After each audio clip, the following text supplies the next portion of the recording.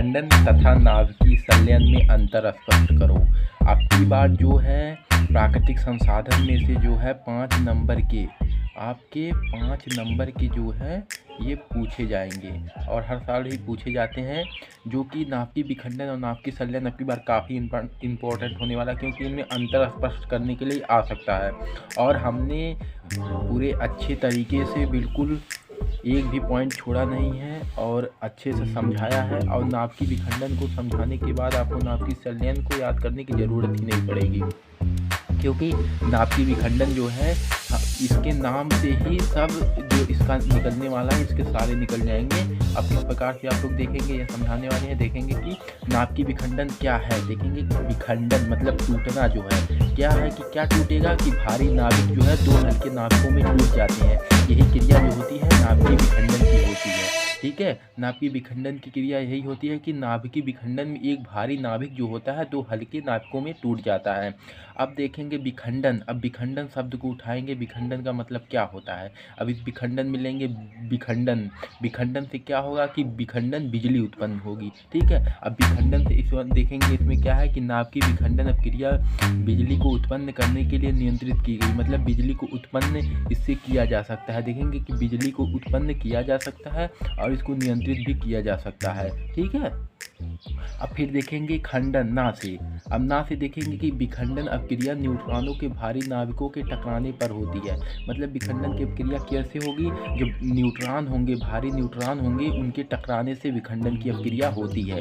ठीक है, फिर आप लोग देखेंगे कि जब बिजली उत्पन्न होती है तो उसमें क्या होगा कि भारी मात्रा में अधिक मात्रा में ऊर्जा उत्पन्न होगी। ठीक है, तो सिंपल बात है कि नाभिकीय विखंडन अपक्रिया बिजली को उत्पन्न करने के लिए नियंत्रित की गई है, तो नाभिकीय विखंडन अधिक मात्रा में ऊर्जा उत्पन्न करती है। ठीक है, फिर आप देखेंगे कि अधिक मात्रा में ऊर्जा उत्पन्न करती है। अब ऊर्जा को क्या होगा कि इन्हें समाप्त करने की समस्या होती है। अब देखेंगे जो नाभिकीय विखंडन है, परमाणु बम जो है हमारा जो परमाणु बम हो गया इसका उदाहरण है, जो कि 1945 ईस्वी में नागासाकी हिरोशिमा में गिराया गया था।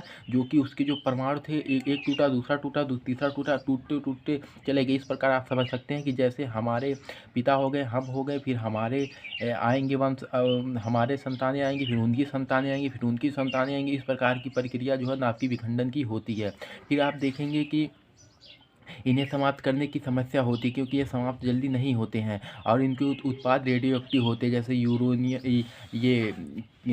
यूरेनियम हो गए और थोरियम हो गए। ठीक है, ये सब जो होते हैं इनके उदाहरण है। ठीक है, फिर आप देखेंगे कि जो है अब ये नाभिकीय विखंडन हो गया। अब नाभिकीय संलयन इसका उल्टा ही कर देंगे। लेकिन नाभिकीय विखंडन में एक भारी नाभिक 2 हल्के नाभिकों में टूट जाता है। अब नाभिकीय संलयन में क्या करेंगे कि इस क्रिया में जो होता है 2 हल्के नाभिकों को संयोजन हो जाता है और एक भारी नाभिक जो है बनता है। अब फिर इसमें देखेंगे दूसरा, नाभिकीय विखंडन में श्रृंखला क्रिया होती है, नाभिकीय संलयन में श्रृंखला क्रिया नहीं होती। इसका पूरा अपोजिट ही। अगर ये आप लोग तैयार कर लेते हैं अच्छे से, ये हमने बता ही दिया किस प्रकार से आप लोग इसके याद कर लेंगे। याद करने के अच्छा तरीका है, आपको शायद अभी ये अगर थोड़ा थोड़ा समझ में आया, 1-2 दिन बाद आप इसी को अगर सोचेंगे तो आप इसको पकड़ लेंगे तुरंत। हाँ, याद आ जाएगा, हाँ इस प्रकार से बताया गया था। फिर आप देखेंगे कि ये जो है नाभिकीय संलयन क्रिया में अभी तक नियंत्रित नहीं की गई है। नाभिकीय विखंडन जो क्रिया होती है बिजली को उत्पन्न करती है और इसे नियंत्रित की गई, लेकिन नाभिकीय संलयन जो है अभी तक नियंत्रित नहीं की गई। जो इसका उदाहरण है हाइड्रोजन बम। ये सूर्य के समान इसकी जो होती है क्षमता है, लेकिन अगर हाइड्रोजन बम को अगर गिराया जाए तो पूरी पृथ्वी तबाह हो सकती है। इसमें इतना पावर है। ठीक है, फिर देखेंगे नाभिकीय विखंडन अधिक मात्रा में ऊर्जा उत्पन्न करती है और नाभिकीय संलयन जो है इससे अधिक ऊर्जा उत्पन्न करती है। ठीक है, नाभिकीय विखंडन से नाभिकीय संलयन जो होती है अधिक ऊर्जा उत्पन्न करती है। ठीक है, कहीं अधिक ऊर्जा उत्पन्न करती है। इन्हें समाप्त करने की समस्या होती है, इन्हें समाप्त करने की समस्या नहीं होती, क्योंकि ये उत्पाद रेडियो एक्टिव नहीं होते हैं। इस प्रकार से आप लोग अगर लिखेंगे तो आपको अगर ये 7 नंबर में आएगा, 7 नंबर में आएगा तब भी पक्का हो जाएंगे। यदि ये 4 नंबर में आएंगे तब भी पक्का हो जाएंगे, आपको कोई रोक नहीं सकता। इस प्रकार से आप लोग लिखेंगे, याद करने एक्यूरेट एक एक पॉइंट लिखेंगे। ठीक है, आपको आशा करते हैं कि ये सब समझ में आ गया होगा अच्छे तरीके से।